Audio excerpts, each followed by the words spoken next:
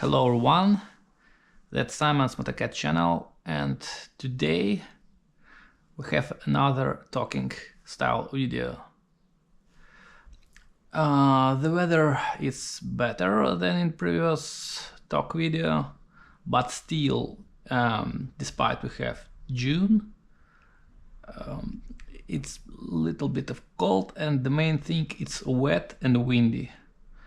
And I prefer riding in more warm and calm conditions where the atmosphere is like stable. The surface is grippy because bike is powerful. I prefer to ride it hard, to lean it a lot, to brake hard, accelerate hard, etc, etc. That's what this bike is for. That's why I built it. That's why I more or less mastered its riding techniques. But anyway, the topic we're gonna cover today is the nationalism versus globalism. People tend to dislike the globalism and prefer the nationalism. By nationalism, I understand not just some kind of fascism, whatever, Nazism, or all these things that mass media scares the people, but also the patriotism. I obviously generally see no difference between the patriotism and Nazism. It's the same nature, but different extent, whatever. So basically it's the same things by its nature, by its essence. It's about the dividing the humanity. What the problem with these things? You see, nationalism. To begin with, there is no such thing as nation in real world. In real world we have the physics, the bodies, the relations between them, the consequences, the actions, events. But like the nation is artificial thing which exists only in the mind of the person which believes in it. And do you know how is it called when you see something which is not real but you still see it? It is called hallucinations, my friends. But how is the nationalism different from the hallucinations? Hallucinations only happens to one person at one time. And if something happens to more than one person, it's not a hallucination, it's bias. It's called bias. So we believe something is happening, while in reality it doesn't. But a lot of people believe in it, and it's like religion, you see, religion. Everybody knows that what's written in Bible, Quran, whatever, it's not real. It's just imagination of some sick person, which has been translated and propagated to the mass. Same goes with national propaganda. Basically, there is no much difference between patriotism and religion. They both refer to a thing which does not exist in real world as a top value. Why this is the problem? This is a problem because the humanity is divided by this. You see, we split the whole humanity into small groups of people, all by themselves. So these groups of people exist autonomously without much interaction between each other, because they consider other nation as enemy.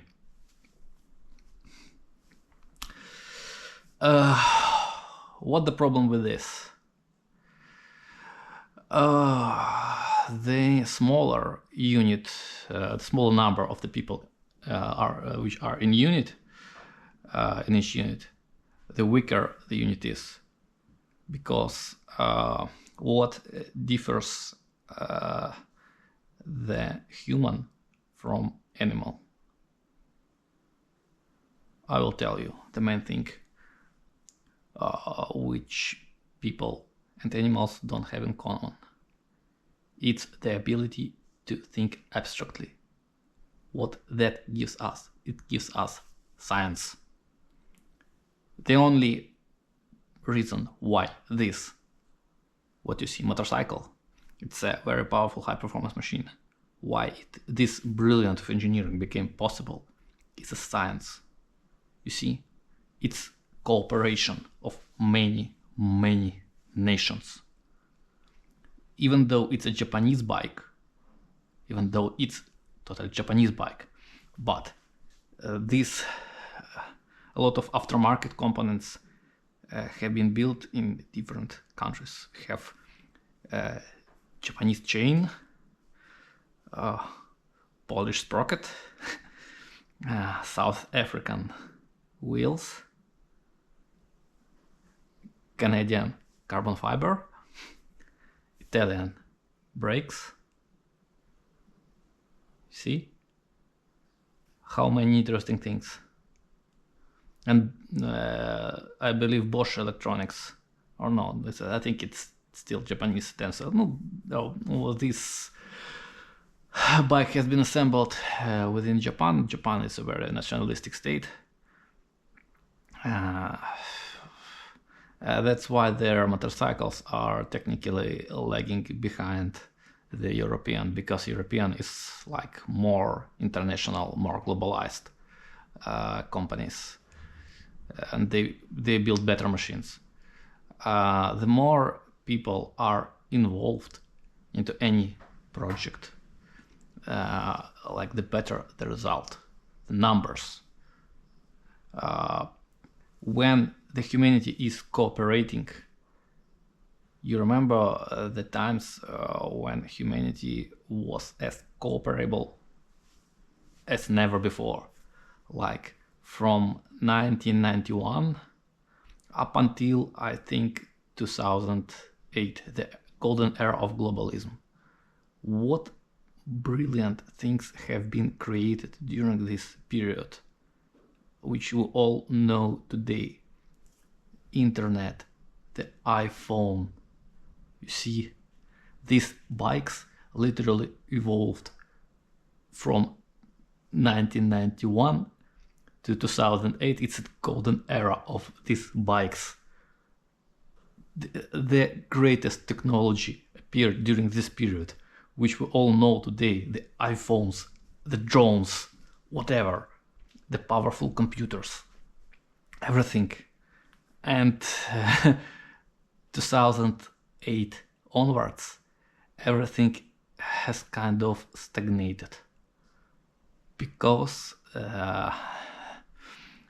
the different countries have growing nationalism trends. They are moving the production more and more inside their borders, effectively cutting off the global programs. What this leads us to? This leads us to technological and cultural decline, because we limit our resources by the small number and small capabilities of each available country.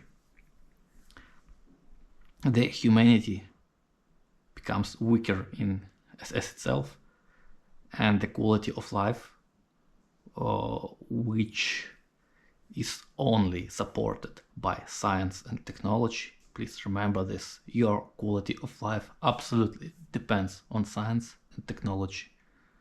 These things suffer the most out of this division of humanity.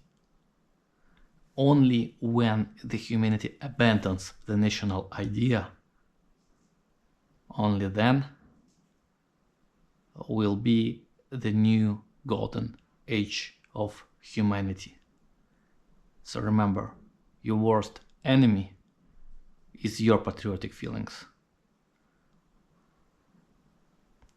Regardless of what nation you belong to, remember there is no such thing as a nation. This thing you think is absolutely artificial. It's a technology, it's a political technology, which is aimed to preserve the power of local elites and nothing else.